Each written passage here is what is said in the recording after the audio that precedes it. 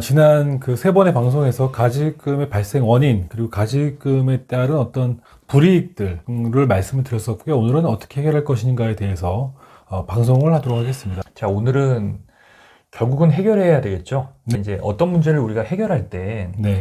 원인을 정확히 진단해야 돼요. 네. 원인을 정확히 진단해야 되고 네. 그래야 그 원인에 맞는 맞춤형 네. 해결안이 나오겠죠. 해결안. 예, 이건 뭐 어떤 병원 진료도 마찬가지고 어떤 컨설팅이든 다 정확한 원인을 진단하고 거기에 따른 맞춤형 해결책을 써야 되고 그 다음에 특히 이제 세금과 관련된 거는 사후 관리. 문제가 생기면 안 되니까. 예, 그렇죠. 우리가 병원에서도 수술 받고 나면 완치가 아니라 그중간 사후 관리를 어떻게 잘 하냐에 따라서 이제 완치를 내가 더 당길 수도 있고 사후 관리 잘못하면 다시 재발하기도 하잖아요. 네네. 대단히 중요하다. 예. 그러면은 이 원인을 진단할 때 보통 이제 가지급금이 처음부터 이게 문제된다는 걸 알고 하신 CEO분은 많지 않아요. 네. 가랑비에 옷 젖듯 대수롭지 않게 생각하고 있다가 어느 날 갑자기 이제 외부에서 누군가로부터 이 가지급금이 되게 심각한 문제다 라는 이야기를 듣거나 아니면 세무 대리인을 통해서 이제는 좀 줄여나가야 된다 하는 이제 그런 이야기를 듣죠. 네. 네. 그러면 이 CEO 입장에서 이제 이 가지급금 문제를 심각하게 고민하는 시기가 제가 보기에는 세 가지 정도가 있는 것 같아요. 자, 첫 번째, 이제는 혹시라도 은행에서 이거에 대한 옐로우 카드를 주는 거예요.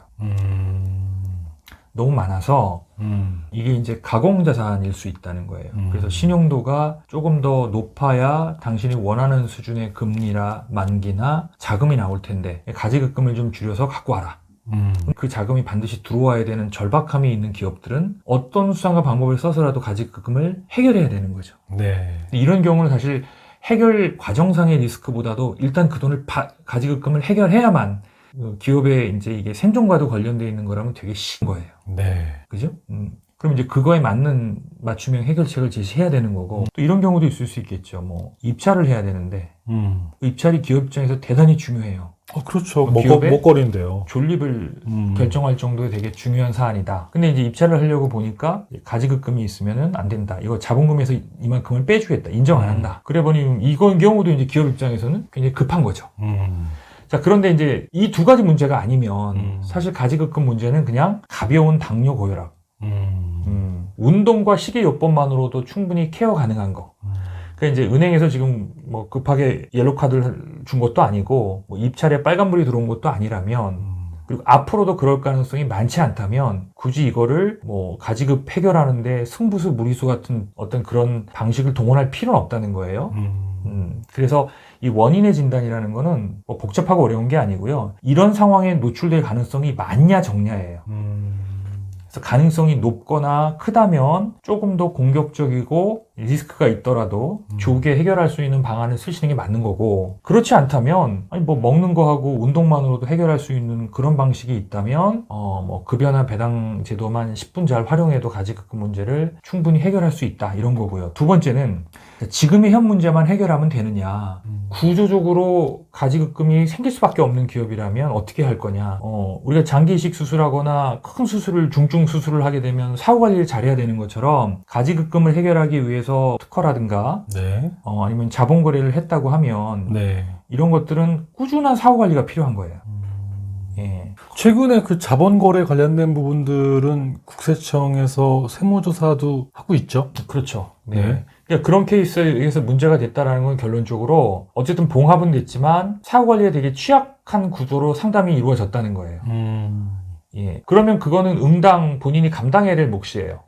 그리고 충분히 그런 국세청과의 어떤 악유나 어떤 분쟁을 염두에 두고 당장 내가 지금 당장의 기업의 생존을 위해서 선택한 거 이건 합리적인데 네. 뭐 흔한 말로 운동이나 약간의 음식만으로도 해결할 수 있는 거를 굉장히 무거운 수술을 받았단 말이에요. 이걸로 인한 부작용은 사실은 누가 책임져야 되는 거예요. 그거는 이제 컨설팅을 진행한 측의 규칙 사유도 일부 있지 않나 하는 게 제 개인적 생각이에요. 네, 그렇군요. 자, 지난번에 제가 강의할 때 그런 말씀 드렸을 거예요. 그냥 갖고 가다가 폐업하면 되지 않겠냐. 그런 대표님들 많죠. 예, 근데 그렇지 않다. 자, 이거 한번 보시자고요. 법인이 폐업함에 따라 특수관계가 소멸하는 날까지 회수되지 아니한 가지금 및 그 이자는 청구인의 상여로 소득 처분하는 것이 타당함. 그렇죠. 이건 뭐 일관된 예규고 심판례인데요. 네, 결국은 법인이 회수하지 못한 돈, 그 가져간 사람이 다 책임져라. 근데 원금뿐만 아니라 이자까지 같이 갚아라. 근데 그 이자가 뭐 40%가 넘는다고 그랬죠. 네. 뭐 세금을 제가 이자로 표현해서 그렇지만 거의 사채 이자 수준이에요. 그러니까 네가 빌려간 돈 못 네. 갚으면 네. 원금의 절반까지 페널티로 갚아야 되는 거예요. 사채 이자라는 표현이 좀 과격한지 모르겠는데 사채 이자죠. 그래서 제가 예전에 한번 이 말씀 드렸을 거예요. 이 가지급금은 일종의 가불이다. 가불이라는 건 내가 미래에 받을 거를 담보로 해서 일부 땡겨 쓴 거잖아요. 네. 네. 근데 나는 이걸 퇴직금을 담보로 갑을 받아간 걸로 주장하고 싶은 거예요. 왜? 이건 20%만 이자 내면 되거든. 네. 근데 돈을 빌려주는 쪽 또는 주도권을 갖고 있는 국가 쪽에서는 뭔 소리야? 너는 배당이라는 돈에서 갑을 받아간 거야. 왜? 국가는 이걸 40% 이자를 받을 수 있기 때문에. 당연하겠죠. 예. 네. 그럼 둘이 싸우면 누가 이길까요? 국가가 이기겠죠. 꼭 그건 아니지만 예. 내가 유리하진 않죠. 네. 예. 퇴직금이라는 거를 선택하고 이거를 이제 주장할 수 있으려면 이 퇴직금의 요건이 되게 이제 적격.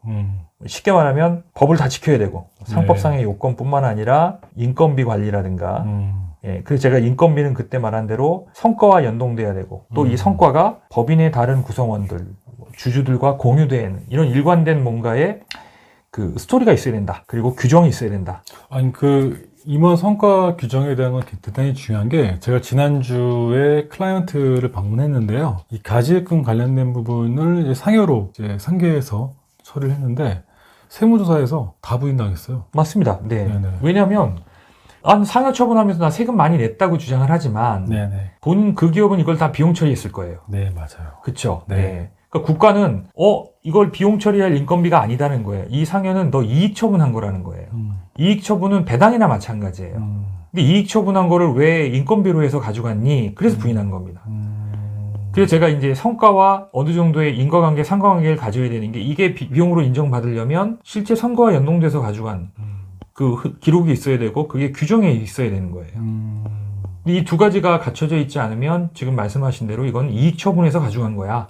비용 인정 못함. 이렇게 나는 거예요. 그래서 저는 개인적으로 가지급금 문제 해결해서 금액이 그렇게 크지만 않다면 퇴직금이 가장 훌륭한 솔루션이에요.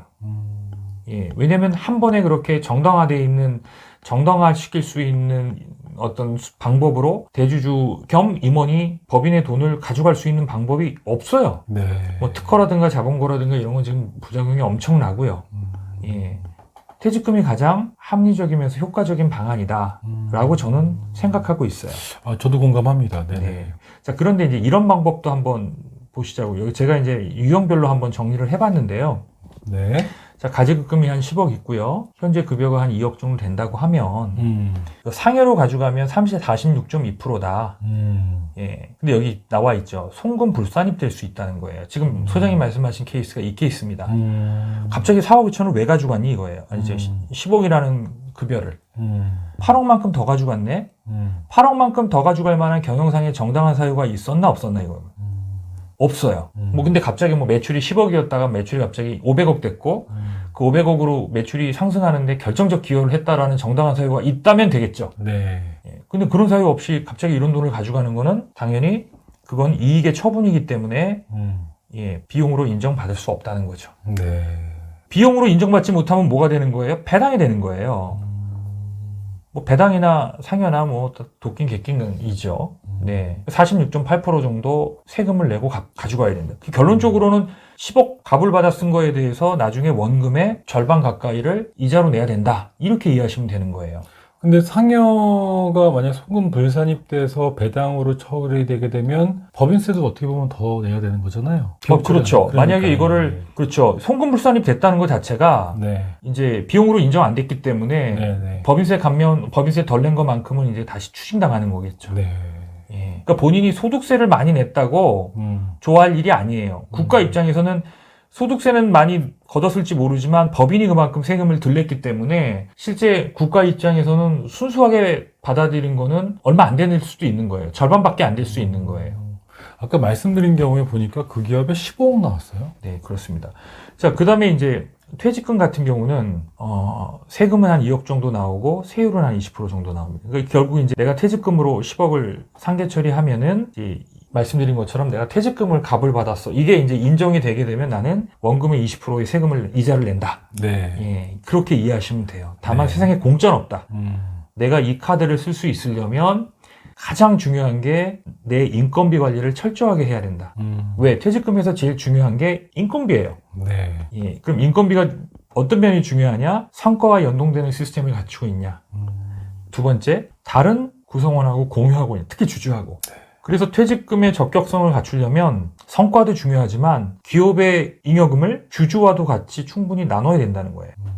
예, 그래서 제가 사전에 늘 적더라도 배당하는 것들을 습관화하라고 좀 말씀을 드리는 거예요. 다른 임원들과의 형평성도 되게 중요하죠. 그렇죠. 네네. 네.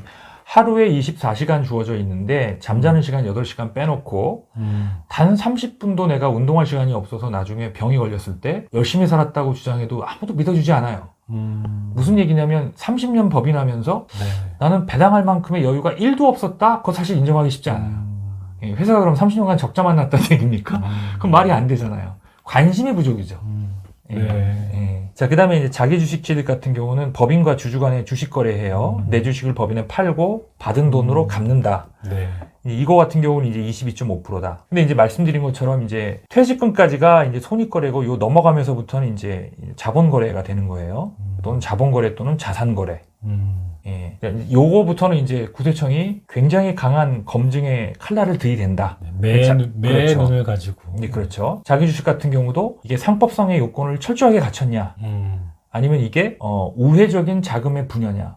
근데 아무래도 이게 사적 자금으로 쓴 가지급금을 갚는 거라면 공무원이 당연히 우회적으로 돈을 법인 주주에게 특정인에게 분여했다라고 보는 확증 편향이 클 수밖에 없지 않겠어요? 이게 정상적인 이익을 가져가는 거면 이게 뭐 당연히 그동안에 기여한 주주가 자기의 이익을 회수해가는 걸로 보겠지만 미리 갖다 쓴 가지급을 갚는 거라면 이게 정상적이라고 보지 않을 공산이 훨씬 크다는 거예요. 세율 차이만 돼도 뭐 2배가 넘으니까요. 그렇죠. 그러니까 단순히 이 세율 차이만 보고 방법을 선택할 게 아니라 네네. 아까도 말씀드린 것처럼 근데 이게 다 보시죠. 가지급이 많다는 얘기는 그만큼 또 급여가 과소 책정되어 있을 공산이 커요.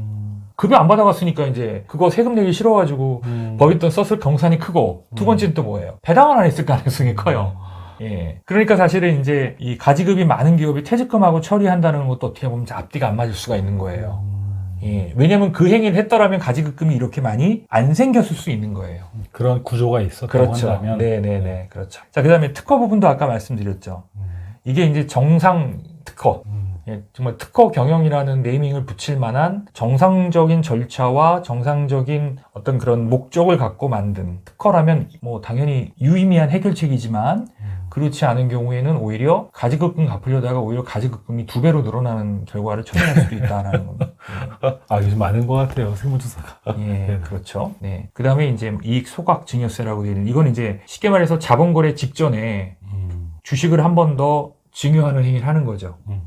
배우자 상속공제, 배우자 공제가 6억까지니까 그 6억 공제라고 하는 그 어떤 그 비과세 툴을 활용해서 세금을 더 줄이는 방식이에요. 그러니까 사실은 이게 이제 이 자본거래 쪽으로 갈수록 또는 특허를 양도하는 이 자산거래 쪽으로 갈수록 이자율은 싸지요. 네. 그렇지만 리스크는 크다. 그러니까 이자율이 싸다는 얘기는 그만큼 신용이 좋아야 되잖아요. 네네. 실제 신용이 좋아야 이자율이 싼 건데 신용이 좋은 것처럼 보이게 꾸미고 이런 행위를 한 거면 문제가 될 수 있다는 거예요. 자기 주식 특허 이익 소각을 하는 행위를 했다는 거는 그만큼 상당한 투명 경영을 해왔다라는 전제 조건 하에 이런 것들이 실행됐을 때 문제가 없는 거예요. 1원칙은 소득을 통한 해결 방법이 첫 번째네요.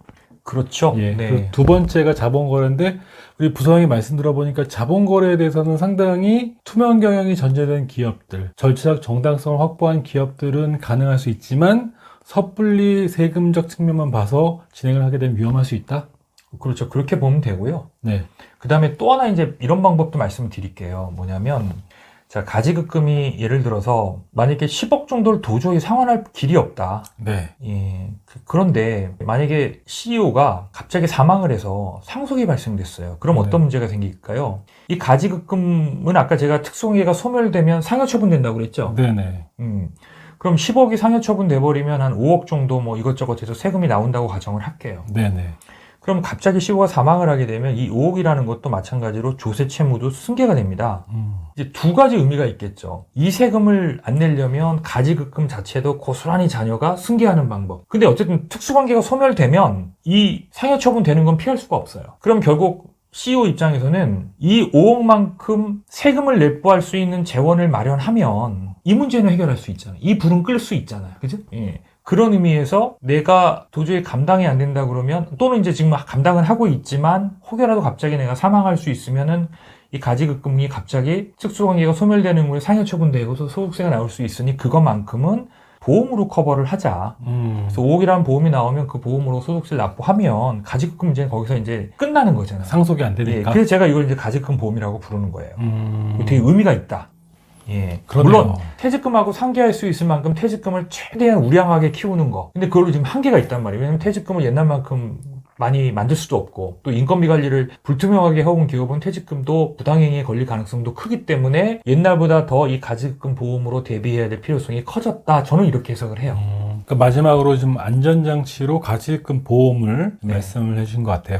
네. 자, 오늘 강의는 가지금 해결 방안에 대한 부분이었습니다. 크게 이제 소득을 통한 해결과 두 번째 자본을 통한 해결 방법을 말씀해 주셨고요. 이 부분들 각 기업에 맞게끔 검토하셔서 진행하셨으면 좋겠습니다. 부장님 오늘 방송 감사합니다. 네, 고맙습니다. 네.